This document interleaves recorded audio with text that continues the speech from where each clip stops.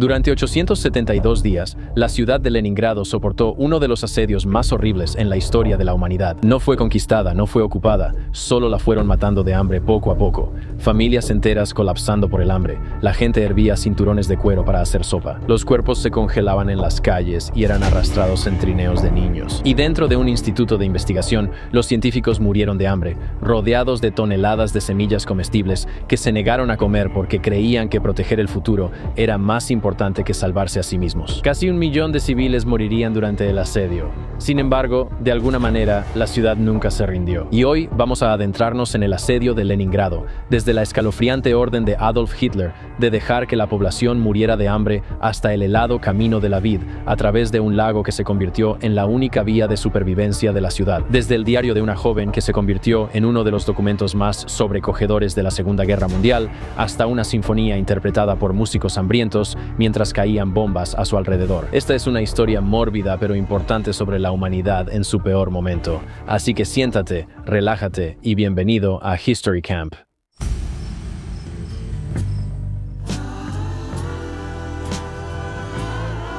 ¿Qué tal, gente? Bienvenidos de nuevo a History Camp. Mi nombre es Mark Gagnon y gracias por acompañarme en mi tienda, donde cada semana exploro las historias más interesantes, fascinantes y controvertidas de toda la historia, de todos los tiempos, por siempre, para siempre. Sí, eso es lo que hago aquí en la tienda. Intento entender todo lo que ha pasado alguna vez.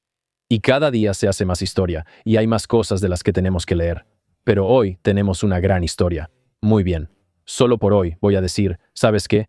No tengo que preocuparme por todo lo que ha pasado alguna vez, porque hoy vamos a ver una de las historias más mórbidas y oscuras y, en mi opinión, menos narradas de la Segunda Guerra Mundial, que creo que es, extremadamente importante no solo para el desarrollo de la guerra, sino también específicamente para entender la psique rusa y quiénes son los rusos en muchos sentidos y por qué su papel en la Segunda Guerra Mundial es tan importante para ellos. Como dicen, la Segunda Guerra Mundial se ganó con la inteligencia británica, la manufactura estadounidense y la sangre soviética.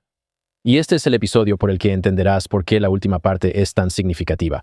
Ahora, antes de comenzar, solo quiero decir algunas cosas. Primero, muchas gracias a todos por sintonizar. De verdad. Sí, amigo, estoy agradecido con ustedes. Sí, tú que estás escuchando ahora mismo, o tal vez viendo, solo por apoyar el programa, cada vez que das clic en un episodio, te suscribes, comentas o haces cualquiera de esas cosas, ayudas a mantener esto funcionando. Ayudas a mantener el fuego encendido aquí en el campamento. Además, quiero mandar un gran saludo a mi amigo Cristos. Muy bien, amigo. ¿Qué pasa, Cristos? No tenemos tiempo para entrar en detalles. Si quieres hablar con Cristos, puedes unirte a nuestra sociedad secreta. Sí, esto es una sociedad secreta. Este es un lugar donde todos nos reunimos en el bosque y hablamos. No es Bohemian Grove. Es patreon.com/Camp Gagnon, y ahí vas a obtener cada episodio de este podcast. Campamento de religión, campamento de historia, Camp Gagnon, todos esos sin anuncios. Así que si te molestan los anuncios, por el precio de una taza de café, vas a obtener todos los episodios sin anuncios. Y además de eso, vas a tener reuniones mensuales por Zoom, donde simplemente, ya sabes, convivimos con la gente y platicamos con todos los campistas. Eso también estará disponible para ti, además de episodios extra que nunca salen al público y que son solo para el círculo interno.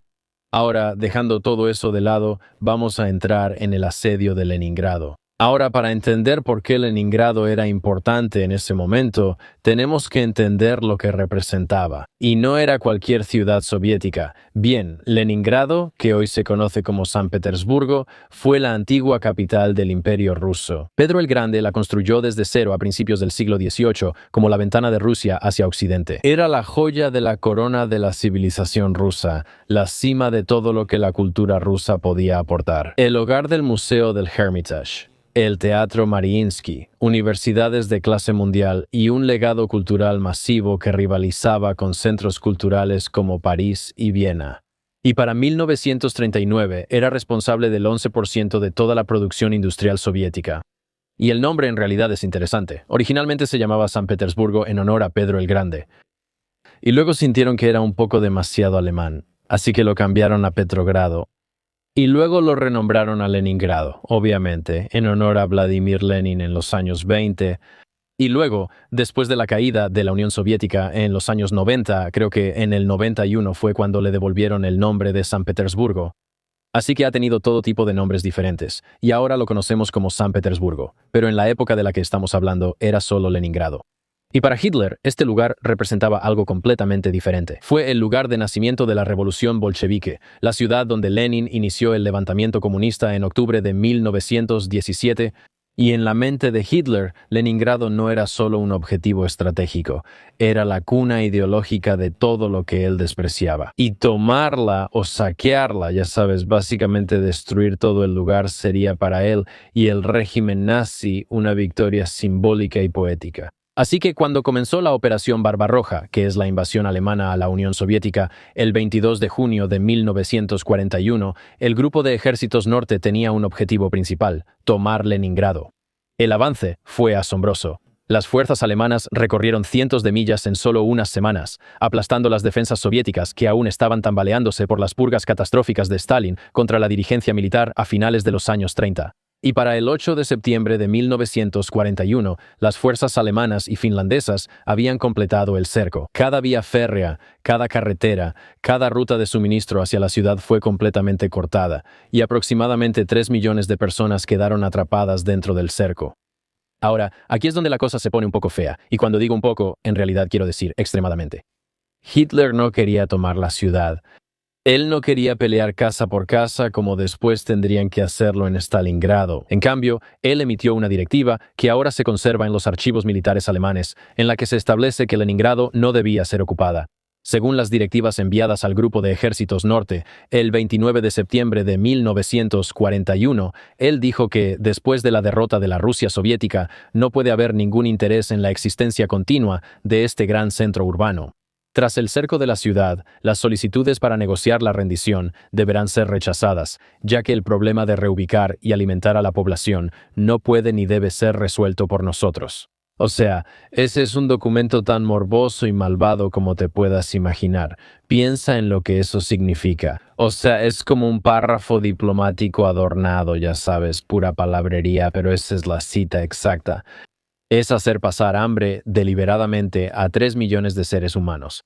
Y eso no es como un efecto secundario del asedio, no es algo desafortunado que pasó por, ya sabes, la confusión de la guerra. Ese era el plan, y la gente de Leningrado no tenía idea.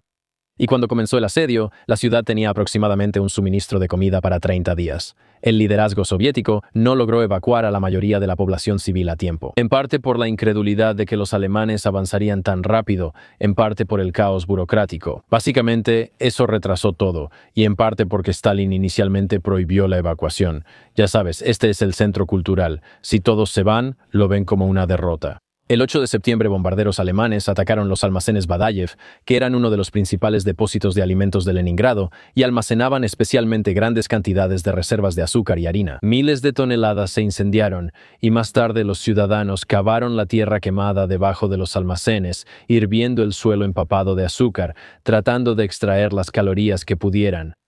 E incluso le pusieron un nombre, lo llamaron Tierra de Badajev.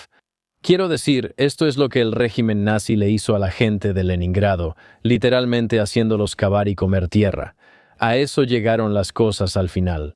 Pero aún no hemos llegado a ese punto. Cuando el otoño se convirtió en invierno, las raciones se redujeron una y otra vez. Y para noviembre de 1941, la ración diaria de pan para los civiles, personas a cargo que no trabajaban, niños, ancianos, toda la gente que lo necesitaba, llegó al punto más bajo. Me refiero a 125 gramos por día.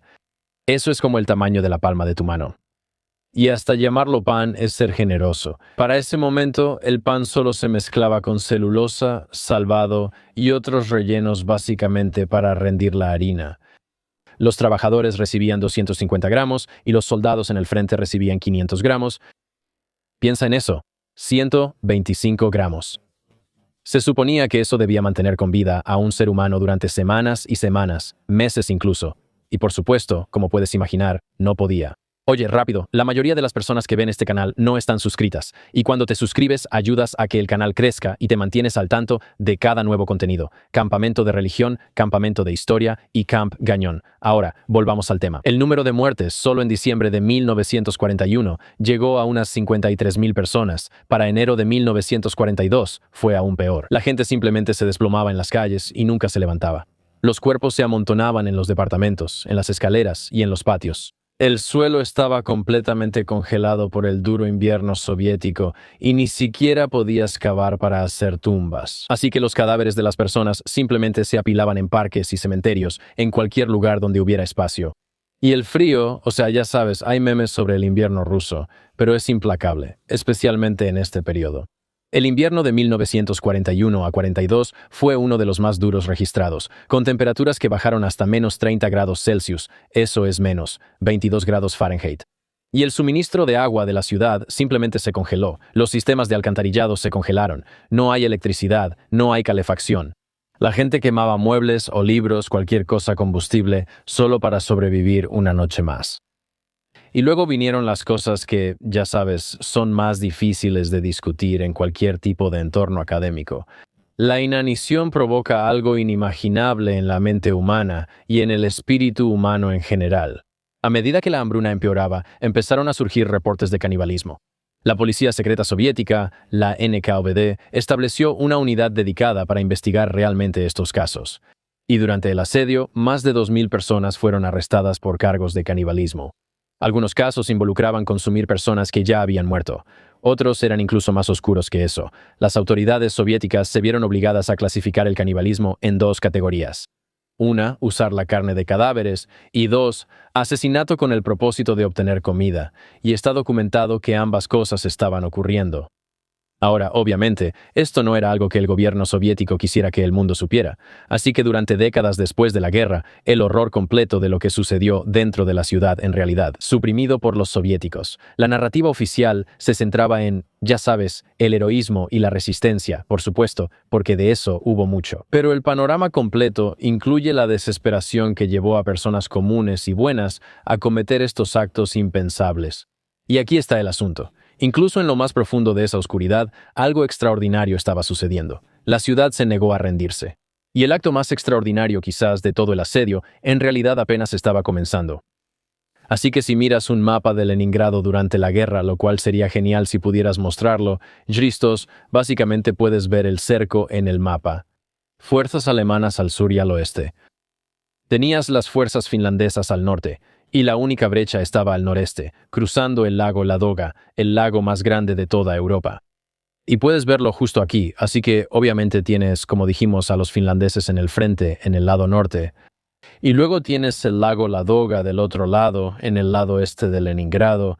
Y en el verano, el lago era una ruta de suministro viable, pero por supuesto vulnerable, con barcazas que se abrían paso entre ataques aéreos alemanes. Pero cuando llegó el invierno y el lago se congeló, los ingenieros soviéticos vieron algo que nadie más siquiera habría intentado hacer.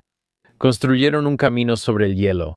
Y el 22 de noviembre de 1941 se creó el primer convoy de trineos tirados por caballos sobre la superficie congelada del lago Ládoga. La ruta tenía aproximadamente 18 millas a través del hielo abierto, expuesta a la artillería y ataques aéreos alemanes, con el riesgo constante de que el hielo simplemente se rompiera y arrastrara a todas estas personas indefensas al lago congelado. Y la llamaron la Daroga Cisny, el camino de la vida. Y durante los meses siguientes, los ingenieros trabajaron para reforzar y tratar de mantener esta ruta, midiendo el grosor del hielo todos los días y trazando caminos alrededor de los puntos débiles, tendiendo cables e incluso una tubería completa a lo largo del fondo del lago. Los camiones reemplazaron a los trineos a medida que el hielo empezó a hacerse más grueso, operando las 24 horas con las luces apagadas para evitar a los bombarderos alemanes. Los conductores mantenían las puertas abiertas para poder saltar si el hielo empezaba a ceder. Y muchos de ellos no lo lograron. Los camiones rompían el hielo y se hundían. Y muchos de ellos todavía están en el fondo del lago Ladoga hoy en día. Pero hasta cierto punto, el camino de la vida realmente funcionó. Entre noviembre de 1941 y abril de 1942, transportó aproximadamente 800.000 toneladas de suministros a la ciudad y evacuó a más de 1 millón de personas, en su mayoría mujeres, niños y heridos. Era lo único que se interponía entre Leningrado y la aniquilación total de todos los que estaban allí. ¿Fue suficiente? Obviamente no. La gente seguía muriendo por miles cada día, pero sin el camino de la vida no habría quedado nadie a quien salvar. Ahora, en este punto, para ilustrar lo que estaba pasando en la ciudad, quiero contarte una historia que parece inventada, pero no lo es. Dentro del sitiado Leningrado se encontraba el Instituto Vavilov de la Industria Vegetal, uno de los bancos de semillas más grandes del mundo, fundado por el brillante genetista Nikolai Vavilov. Vavilov pasó décadas viajando por el mundo, básicamente recolectando semillas y muestras de plantas de todos los continentes. Y para 1941, el instituto albergaba decenas de miles de variedades de semillas, granos y nueces, representando una enorme e irreemplazable biblioteca de biodiversidad agrícola global. Y esta es la ironía más loca. El propio Vavilov ya había sido arrestado por Stalin en 1940 con cargos inventados y básicamente fue arrojado a prisión, donde moriría de hambre en enero de 1943, mientras el trabajo de su vida permanecía en un edificio rodeado de gente hambrienta. Sus colegas, los científicos que permanecieron en el instituto, tomaron una decisión que aún es difícil de comprender. Ellos estaban muriendo de hambre. Sus familias estaban muriendo de hambre, y ellos estaban sentados en habitaciones llenas de arroz, trigo, maíz, cacahuates, papas, todas estas semillas y productos comestibles que pudieron haberlos mantenido con vida, pero eligieron no comerlos. Al menos 9 científicos en el Instituto Vavilov murieron de hambre durante el asedio, mientras estaban rodeados de todo este alimento potencial que estaban protegiendo. Dmitry Ivanov murió en su escritorio rodeado de miles de paquetes de arroz. Alexander Stukin murió cuidando la colección de cacahuates, Lilia Rodina murió protegiendo las muestras de avena, y uno por uno, todos perecieron, eligiendo preservar el futuro de la agricultura y el avance científico por encima de su propia supervivencia. Y estos científicos entendieron algo que trascendía su sufrimiento inmediato, que esas semillas representaban siglos de biodiversidad que nunca podrían ser reemplazados. Toda la investigación de Vavilov se perdería, ¿verdad? Si te las comes, una parte del patrimonio agrícola de la humanidad simplemente sería borrada. O sea, piénsalo. ¿Qué harías tú? Si yo estuviera en esa posición, siendo honesto, probablemente me comería esas semillas. Igual, ¿verdad? O sea, si mi familia se está muriendo de hambre, les doy las semillas. Ni siquiera lo dudo. Pero tampoco estoy en la posición de entender el impacto de lo que realmente estaban haciendo. Ya sabes, como si dijeran, oh, esta investigación podría potencialmente detener una hambruna en el futuro, como, oh, tenemos muestras de semillas que pueden crecer en ambientes subterráneos y detener una hambruna en 100 años. Eso vale algo. Es realmente admirable. ¿Sabes a lo que me refiero? Es bastante notable que hayan hecho eso. ¿Qué onda, chicos? Vamos a tomar un descanso rápido porque tengo que contarles algo un poco vergonzoso. Está bien, he estado haciendo ejercicio de manera bastante constante por un tiempo. Me encanta hacer ejercicio. Creo que es súper importante y parte de mi rutina diaria. Y realmente no como comida chatarra y estoy haciendo todo lo que se supone que debes hacer. Y me puse en bastante buena forma. Pero en algún momento noté que los resultados simplemente dejaron de coincidir con mi esfuerzo. Más o menos cuando tuve un hijo. Sabes, hacía el mismo esfuerzo, pero ya no obtenía los mismos resultados en el gimnasio. Me salía un poco más de grasa en el abdomen. Mi energía era algo inconsistente. La recuperación me tomaba un poco más de tiempo. Y supuse que simplemente me estaba haciendo mayor, lo cual tiene sentido, ¿no? Ya sabes, cuando los hombres llegan a los 30, la testosterona naturalmente disminuye. Y, ya sabes, cuando eso pasa, tu cuerpo literalmente empieza a almacenar más grasa y empiezas a perder músculo más rápido. Pero aquí viene lo que sí me sacó de onda. Cuanta más grasa corporal tienes, más tu cuerpo realmente convierte la testosterona en estrógeno, lo que hace aún más fácil ganar esa grasa, y es un ciclo que sigue repitiéndose. Así que empecé a tomar Marsmen, y honestamente lo he estado tomando por un tiempo, y de verdad he notado una diferencia. Esto va a sonar loco, esto es real. En 2024 me hice análisis de sangre. Mi testosterona estaba bien, estaba como en el rango bajo de lo normal, y me hice análisis de sangre recientemente, completamente sin relación con esto. Y he estado tomando Marsmen por, no sé, tal vez como 4 o 5 meses. Mi testosterona subió. Ahora, no sé si es por Marsmen. No voy a decir que es solo por ellos. Ya sabes, tal vez he estado comiendo un poco más sano, he estado durmiendo mejor. ¿Quién sabe? Pero mi testosterona realmente aumentó. O sea, no lo podía creer. Siento que mi energía es más constante durante el día. Mis entrenamientos han sido mejores. Y entrando al verano, de hecho me estoy poniendo más definido de una manera que me hace sentir mejor. Ahora, Marsmen es un suplemento natural. Ni siquiera lo tengo en el estudio porque está en mi casa. No tiene hormonas sintéticas, ni estimulantes dudosos, solo ingredientes reales como Tongat Ali, Shilajit, zinc, boro, y están diseñados para realmente apoyar niveles saludables de testosterona. Ahora mira, puedes ir a comprar todos estos suplementos tú mismo. Puedes ir a comprar Tongat Ali, Shilajit, pero tienes que asegurarte de que sean del lugar correcto. Tienes que asegurarte de que sean de la calidad adecuada. Y puede volverse caro tratar de juntar todo por separado. Pero con Marsmen ya tienes todo en uno, ya hecho para ti. Está hecho en Estados Unidos. Cada lote es probado por terceros. Y más del 91% de los usuarios realmente reportan tener más energía. Ahora, aquí está lo increíble de Marsmen. Hay una garantía de devolución de dinero de 90 días, o sea, 3 meses para probarlo. Y si no es para ti, te regresan tu dinero. Cero riesgo. Y por tiempo limitado, las personas que están escuchando este programa van a obtener un 50% de descuento de por vida. No sé con qué frecuencia aparece esta oferta. No sé por qué lo están haciendo. 50% de descuento de por vida, envío gratis y 3 regalos gratis en mengotomars.com. Eso es mengotomars.com para obtener 50% de descuento y 3 regalos gratis al finalizar tu compra. También está disponible en Amazon. Realmente funcionó para mí. Me gusta. Todavía lo tomo porque, ya sabes, me gustan los suplementos naturales y me hace sentir bien.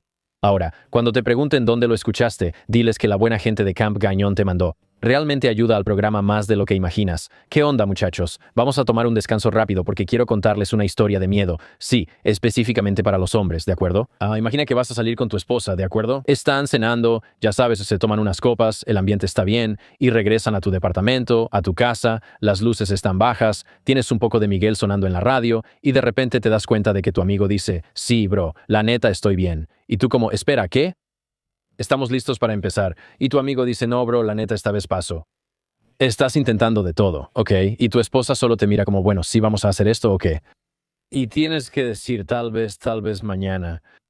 Bueno, esto ya no tiene que pasar porque quiero hablarte de Blue Chew Gold. Sí, porque esto no se trata solo de estar presente físicamente y ser el hombre que eres. Se trata de estar realmente presente. La nueva fórmula de Blue Chew Gold combina ingredientes que apoyan el flujo sanguíneo y la excitación mental. Y eso también va a ayudar al flujo de sangre a tu cerebro. Probablemente vas a estar pensando en frases graciosas. ¿Sabes a lo que me refiero? Siendo espontáneo. No se trata solo de rendimiento, se trata de conexión, ¿de acuerdo? Y ahora no estás pensando de más. No estás estresado. Simplemente estás ahí y puedes ser tú mismo. Ahora, esta es una tableta que se disuelve debajo de la lengua y es realmente simple y discreta y puedes simplemente guardarla en tu cartera o algo así. Así siempre estarás listo para cualquier cosa. Y damas, si están escuchando, mándenle el enlace a su hombre. Conviértanlo en un esposo trofeo. Manténganlo en la casa. ¿Saben a lo que me refiero? Un esposo que se queda en casa. Eso es lo que quieren, ¿verdad? Denle esto y déjenlo hacer lo suyo. Así es. Sin momentos incómodos, sin presiones raras, solo la confianza que realmente desean. Así que descubre tus opciones ahora mismo en bluechew.com y tenemos una oferta especial para los oyentes de este programa. Sí, si estás escuchando mi voz en este momento, cuando compres 2 meses de Blue Chew Gold, obtendrás un tercer mes gratis con el código promocional GAGNON. Así es, el código promocional GAGNON. Visita bluechew.com para más detalles e información importante de seguridad. Y agradecemos a Blue Chew por patrocinar este podcast y hacer posible este programa. Ahora, volvamos al tema. Por increíble que parezca, las cosas se vuelven aún más increíbles. Entonces, este tipo, Dmitri Shostakovich, uno de los más grandes compositores del siglo XX, estaba en Leningrado cuando comenzó el asedio. Comenzó a componer su séptima sinfonía durante las primeras semanas de bombardeo, escribiendo música mientras servía como bombero voluntario en el techo del Conservatorio de Leningrado. Las autoridades soviéticas finalmente lo evacuaron a un pueblo cercano, ahora llamado Samara, donde terminó la sinfonía en diciembre de 1941. La sinfonía se estrenó en la ciudad de Kuibyshev en marzo de 1942 y rápidamente se presentó también en Moscú y en Londres. Pero los líderes soviéticos querían algo más poderoso, algo casi al borde de la locura. Querían que la séptima sinfonía se interpretara dentro de Leningrado mientras estaba siendo sitiada. Y la tarea recayó en Karl Eliasberg, director de la Orquesta de Radio de Leningrado. Pero había un problema. Su orquesta estaba diezmada. Muchos músicos habían muerto de hambre. Muchos murieron en los bombardeos. Y muchos de ellos incluso fueron evacuados. Cuando Eliasberg reunió a estos músicos sobrevivientes, solo se presentaron 15 músicos, apenas suficientes para un conjunto, y mucho menos para una sinfonía completa que requería más de 80 intérpretes, así que el ejército soviético llamó de regreso a los músicos de las unidades del frente y se sacó a los intérpretes de las baterías antiaéreas y de las posiciones de infantería para completar la orquesta, y comenzaron los ensayos. Pero los músicos estaban tan débiles por tantas semanas de desnutrición que algunos ni siquiera podían soplar sus instrumentos. Se dice que los músicos de metales se desmayaban durante los ensayos. El propio Eliasberg tuvo que ser llevado a los ensayos en un trineo porque estaba demasiado débil incluso para caminar. Y el 9 de agosto de 1942 se llevó a cabo la presentación. La fecha fue elegida muy deliberadamente. Era el día en que Hitler había planeado originalmente celebrar la caída de Leningrado con un banquete en el Hotel Astoria. En cambio, los altavoces de la ciudad transmitieron la séptima sinfonía de Shostakovich por todo Leningrado y la tocaron directamente hacia las líneas alemanas. Antes del concierto, la artillería soviética lanzó un bombardeo masivo, lo que llamaron la Operación Squall, específicamente para silenciar los cañones alemanes y que la música pudiera escucharse sin interrupciones. Y durante más de una hora, la sinfonía salió de los altavoces por toda la ciudad. Ciudadanos que apenas podían mantenerse en pie escuchaban en las calles. Los soldados alemanes la escuchaban desde sus propias trincheras. Como dice un relato, a menudo atribuido a un soldado alemán, la escuchamos y supimos que nunca tomaríamos esta ciudad. Ya sea que esa cita exacta sea real o apócrifa, o tal vez solo sea parte de una leyenda que surgió alrededor del evento, el mensaje, el sentimiento es muy real. La Sinfonía de Leningrado se convirtió en un símbolo internacional de resistencia. Una ciudad que no podía alimentarse a sí misma aún podía hacer música. Todavía podía crear arte y cultura y ser ese centro intelectual que siempre fue. Y no es solo resiliencia, es desafío ante la maldad. Y hablando de usar el arte y la cultura como una forma de desafío, hay otra historia del asedio que absolutamente merece ser contada. El Museo del Hermitage era una de las colecciones de arte más grandes del mundo, hogar de muchos Rembrandt, Da Vinci, Rafael y miles de otros maestros. Y antes de que el asedio se cerrara por completo, los curadores y voluntarios trabajaron desesperadamente para evacuar más de 1 millón de piezas de arte hacia el este, a los montes Urales, para mantenerlas a salvo.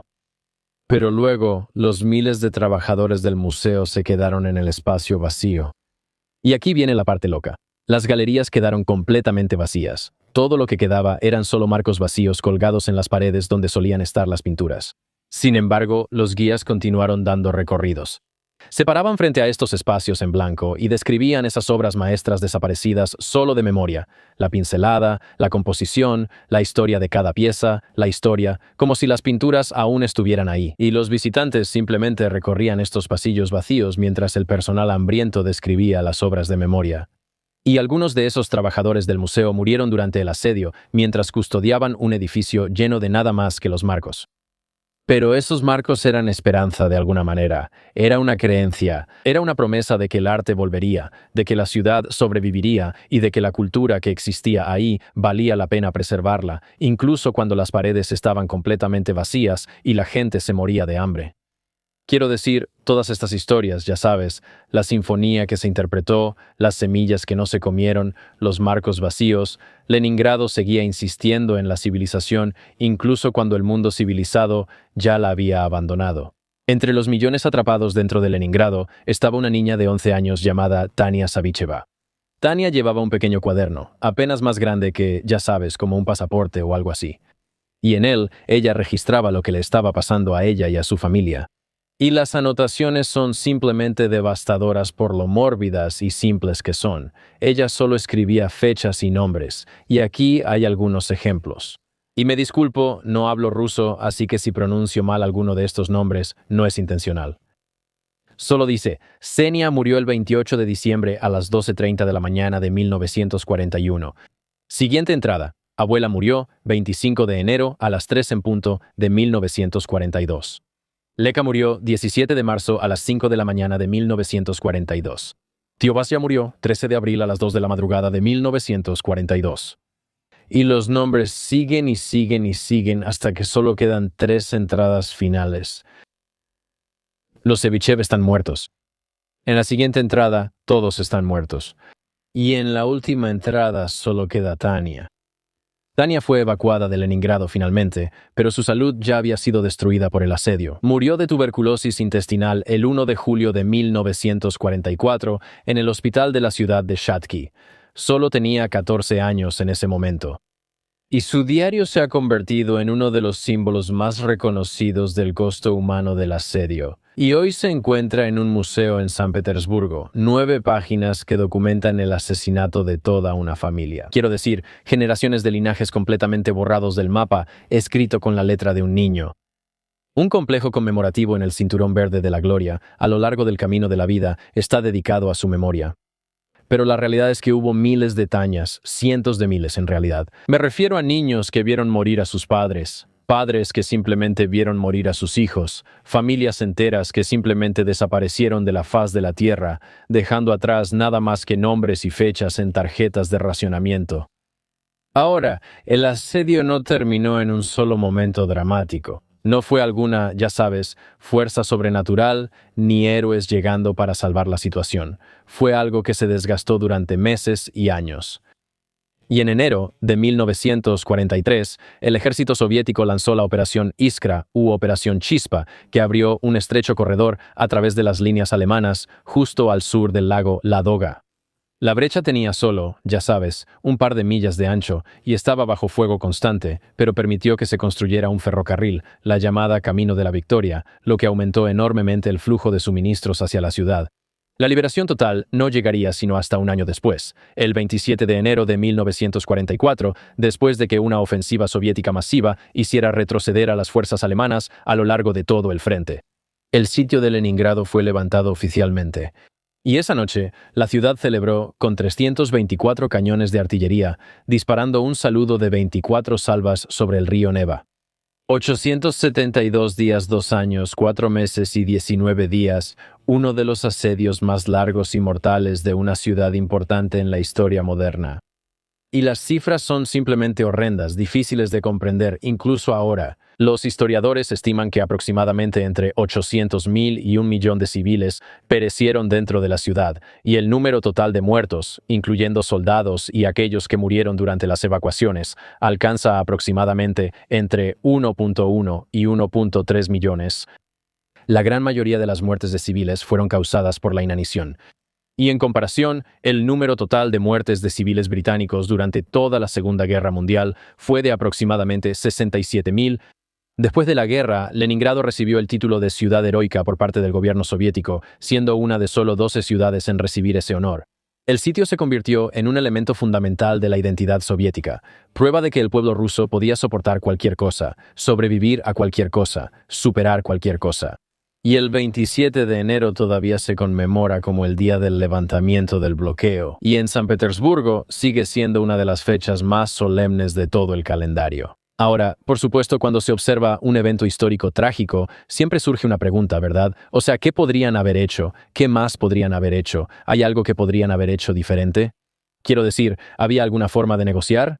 ¿Había alguna manera de quizás encontrar una salida? Bueno, en realidad no, ¿verdad? La propia directiva de Hitler sugería que la rendición no habría sido aceptada de todos modos. El plan era la exterminación. Nunca se suponía que iba a haber una ocupación.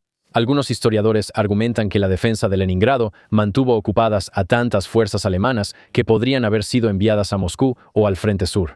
Y como resultado, en realidad contribuyó a la supervivencia general de la Unión Soviética. Otros señalan que la negativa de Stalin a evacuar la ciudad temprano, cuando todavía era algo posible, fue un fracaso catastrófico que sin duda costó innumerables vidas. Pero esto es lo que sigo notando al investigar para esta historia. Los científicos que protegieron las semillas para que pudieran conservarse para toda la humanidad y nunca las comieron. Los músicos que tocaron una sinfonía apenas pudiendo respirar. Me refiero a una niña que seguía registrando las fechas y horas de las muertes de su familia porque simplemente no sabía qué más hacer. Los conductores de camiones que cruzaron un lago congelado con las puertas abiertas, sabiendo que en cualquier momento podían hundirse hasta el fondo de un lago helado. Quiero decir, ninguna de estas personas eran generales, ni políticos, ni, ya sabes, ni siquiera soldados. O sea, obviamente hay muchos soldados, pero la mayoría de las personas de las que hablamos no eran de esos grandes, ya sabes, altos mandos haciendo grandes cálculos estratégicos. Eran solo personas comunes atrapadas en esta monstruosa calamidad humana. Y encontraron maneras de ganar cierta autonomía y afirmaron su humanidad frente a la deshumanización deliberada. Y el sitio de Leningrado no es solo una historia sobre la guerra, por supuesto. Es una historia sobre lo que sucede cuando, ya sabes, un sistema, cuando el mal se mecaniza de alguna manera. Y tienes a estos dictadores malvados, puramente racionales y burocráticos, básicamente decidiendo que 3 millones de personas simplemente no deberían existir. Es desconcertante, y es difícil incluso procesar realmente cómo. Ya sabes, 3 millones de personas que todas tenían vidas y sus propias opiniones, y que, igual que tú y yo, disfrutaban del arte, los deportes, la música y de cenar con sus amigos y su familia, simplemente iban a ser aniquiladas. Y en cambio, esas mismas personas respondieron con fuerza, valentía y un orgullo nacional para no ser derrotados. Y para mí, esa es como la parte más mórbida pero hermosa, ¿sabes? Que incluso más allá de la guerra, la política o cualquier cosa así, nos muestra lo que significa empeñarse en seguir siendo humano y perseverar, y seguir dando recorridos en el museo cuando toda esperanza está perdida para proteger las semillas por el bien de la humanidad. La humanidad, incluso a costa de uno mismo, y continuar creando arte y música e intentar inyectar belleza en las situaciones más trágicas y terribles, porque ¿qué más se puede hacer? ¿Sabes? Porque para mí eso es incluso más que sobrevivir. Es una resistencia general al mal y es una demostración de la belleza de la humanidad, incluso en la hora más oscura. Y eso, damas y caballeros, es una historia abreviada del sitio de Leningrado. Quiero decir, una vez más, siempre pienso en esto, va a sonar un poco tonto, pero la frase de Mr. Rogers, un exalumno de mi universidad, que conste en actas, es un hermoso día en el vecindario. No, esa no. Esa no es la frase. No es un día hermoso, Cristos. Es un día terrible en Leningrado. Pero, ya sabes, mirando el desastre. Y claro, puedes ver un desastre y puedes ver una calamidad y las cosas más horribles que hacen los seres humanos. Y deberíamos enfocarnos en las partes terribles. Pero al mismo tiempo, para preservar tu propio bienestar, mira a las personas que están ayudando. Mira a las personas que están dedicando su tiempo y arriesgando sus vidas para hacer lo que pueden para ayudar en una situación. Incluso si es algo pequeño o trivial en el momento, como tocar una sinfonía, puede que no parezca que realmente vaya a ayudar mucho. Pero, o si es algo enorme, ya sabes, como literalmente renunciar a tu propio sustento para preservar la investigación científica para toda la humanidad. En este tipo de situaciones siempre me fijo en la gente que ayudó, en hacer algo en vez de no hacer nada. Y estoy seguro de que hay innumerables historias más que nunca se registraron de personas que sacrificaron sus propias vidas por sus familias, sus amigos, personas que ni siquiera conocían. Y esas personas se pierden en la historia, pero no las olvidamos. Debe haber algo psicológico en haber soportado toda esta tortura, como el hambre y todo lo demás, donde ellos piensan, no, vamos a terminar del lado correcto de la historia. Sí, o sea, probablemente. También creo que hay una ética rusa y un orgullo ruso que creo que provienen de momentos como este. Por supuesto, la totalidad de la Segunda Guerra Mundial probablemente es parte de eso. Pero soportar este tipo de tormento brutal, ya sabes, maldad y, en efecto, como un genocidio de cierta manera. Ni siquiera sé si se clasifica como un genocidio en el sentido amplio porque sí, me pregunto si lo sería, o sea, técnicamente. Pero al resistir eso y tratar no solo de sobrevivir, sino de prosperar de la manera en que podían, demuestra algo que está tan arraigado en lo que significa ser ruso. Dices que no se clasifica como un genocidio. No, generalmente no. Porque no es étnico, esa es la razón. Según la definición de la ONU, el genocidio requiere la intención de destruir total o parcialmente a un grupo nacional, étnico, racial o religioso. Correcto. Entonces supongo que no intentaban, tengo curiosidad. Siento que sí. O sea, ¿iban tras ellos porque eran rusos? No lo sé. Creo que era algo personal con Hitler. Es lo que parece. Y luego otros lo clasifican como un crimen de guerra. Un crimen contra la humanidad. Sin duda es un crimen de guerra. Están atacando, ya sabes, reservas de comida y, ya sabes, silos de semillas y cosas así, ¿verdad? Si estás tratando de interrumpir la capacidad de la gente para alimentarse, como a los civiles, eso obviamente es un crimen de guerra. Estaba más relacionado con la destrucción estratégica o política de una ciudad y de la población soviética que con la eliminación de un grupo étnico protegido específico. Ya veo, eso tiene sentido. Sí, entiendo eso. Entonces, o sea, todo eso para decir que sí, simplemente es un momento trágico en la historia. Pero de nuevo, al ver estos relatos sumamente macabros, realmente trato de enfocarme en lo bueno y en qué cosas buenas hay, si es que hay algo bueno. Y muchas veces lo malo supera por mucho a lo bueno. Pero no lo sé, me da como un poco de orgullo ver a los seres humanos tratando de ser buenos, incluso en este tipo de momentos, e incluso las historias de las que no sabemos. Y sí, o sea, los rusos son unos cabrones de verdad, hermano. Son gente dura, y no creo que sean duros por esto, creo que son duros. Y esto también pasó, y siguieron siendo duros y demostraron su resiliencia. Pero sí, es una de esas historias que te hace sentir agradecido de no estar viviendo en ese tipo de situación. ¿Sabes a lo que me refiero? Como padre primerizo, la idea de tener que muchas mujeres tuvieron bebés en ese tiempo y ellas decían, ¿qué hago? Y son este tipo de cosas que, desde que tuve un hijo, me he vuelto tan sensible. Dios mío, ni siquiera puedo soportarlo. Se me cayó una lagrimita aquí en el monitor. No. No, vamos amigo, no seas loco, soy ruso. No, soy ruso culturalmente. A veces, de hecho, estuve en Francia una vez y un tipo pensó que era ruso, se me acercó y empezó a hablarme en ruso puro, solo por mi cara. ¿Qué dijiste? Spasiba. ¿En serio? Sí, le solté un poquito. Pero tengo curiosidad por saber qué piensan ustedes. Si eres ruso, ruso de verdad, conoces la historia, si tienes ascendencia rusa, si has escuchado esta historia a través de los relatos y cuentos de tu propia familia, o si es algo que has leído, me encantaría saber si hay algo que se me pasó o que no mencioné. De nuevo, no soy historiador. Solo soy un comediante con un gran equipo que me ayuda a investigar, además de una conexión Wi-Fi que me permite profundizar por mi cuenta. Pero si hay algo que se me pasó, por favor, háganmelo saber. Si hay temas futuros que deberíamos cubrir, por favor déjenlo en los comentarios. Si hay algo que aprendiste aquí que no sabías, me encantaría saber qué fue. YouTube, Spotify, leo todos los comentarios, así que no duden en escribirme. Me encantaría saber qué piensan. Además, si te gusta el contenido religioso, tengo buenas noticias. Tenemos el campamento de religión, donde profundizamos en cada religión que ha existido bajo y sobre el sol. Y si te gustan los análisis profundos y otro tipo de cosas locas que están pasando ahora mismo, ya sea un culto, conspiraciones, misticismo, todo eso sucede en el Campamento Gañón. También hago excelentes entrevistas con personas mucho más inteligentes que yo, que realmente saben de lo que están hablando. Y si solo te gusta el rollo histórico, pues buenas noticias. Publicamos estos episodios cada semana. Y espero que te suscribas, nos escuches y te unas a nosotros en la carpa para otra inmersión profunda en todo lo que ha sucedido. Que Dios los bendiga a todos. Muchas gracias por hacer posible este programa. Y nos veremos en el futuro para hablar del pasado. Paz.